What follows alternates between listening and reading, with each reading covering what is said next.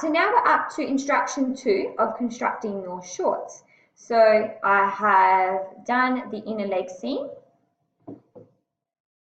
for both. Okay.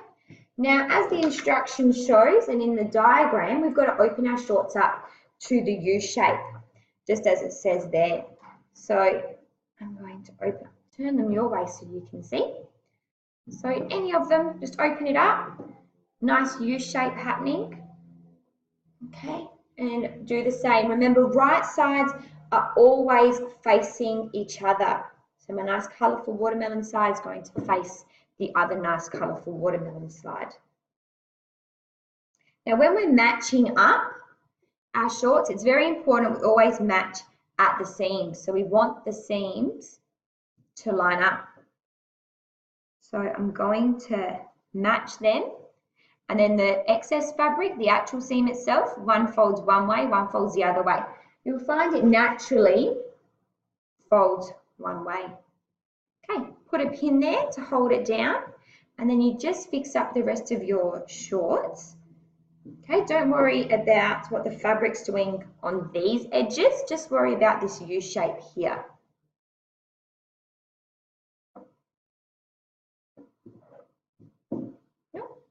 Match, match, match.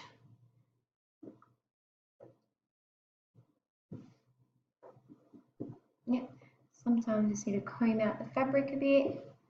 Lovely. So that looks all nice and even, a lovely U shape, no bits overhanging anywhere. Beautiful. Now you need to pin all the way around. So I'll stop the recording, pin, and I'll be back.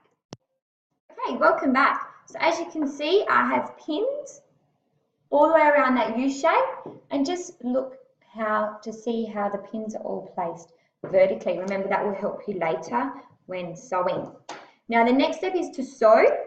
Okay, so remember we have to measure our 1.5 centimetre seam allowance.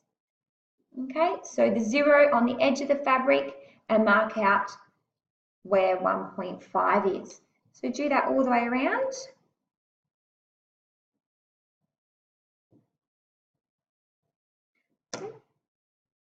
I've already done the other side.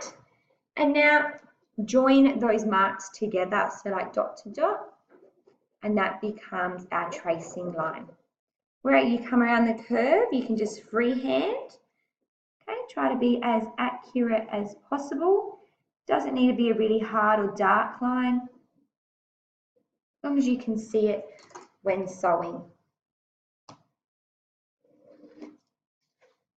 There you go. Voila. Hopefully you can see that line faintly there. We are now ready to sew.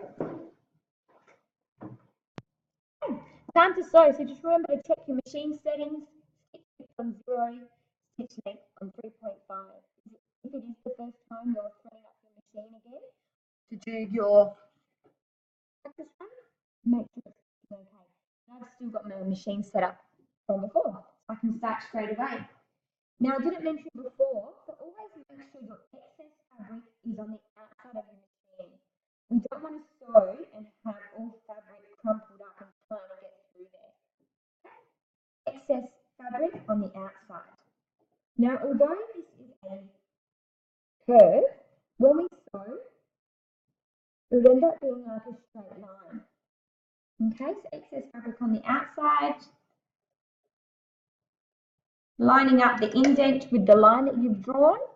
Press a foot down, turn the hand wheel towards you, needling, couple of stitches, and then what do? We reverse and then continue stitching. Okay, so I've already stitched up until there. I'm approaching the curve now. I might turn the light off, it might be easier for you to see. Okay, so I'm approaching the curve, and where my attention is just on the indent and tracing the line, but also just until about up to here. So even though this is the curved part of the short, I'm just going to always pull it straight. So just do a little bit at a time. Remember, focusing on the indent and the hem line you've drawn. Okay, so stitch, keep stitching. Now, although I'm going around a curve, you can't tell because I'm just straightening my fabric and only focusing on this side. So remember, the machine only goes as fast as you want it to go. You're in control. Tracing my line.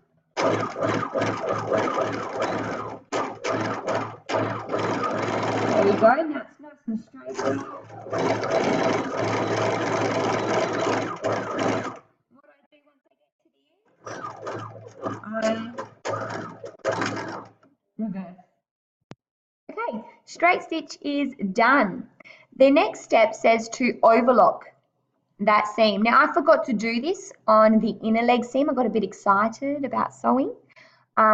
So we are going to make sure we overlock. We are just going to zigzag stitch along this seam because we can do it with the same machine. So to do that, we've got to change the width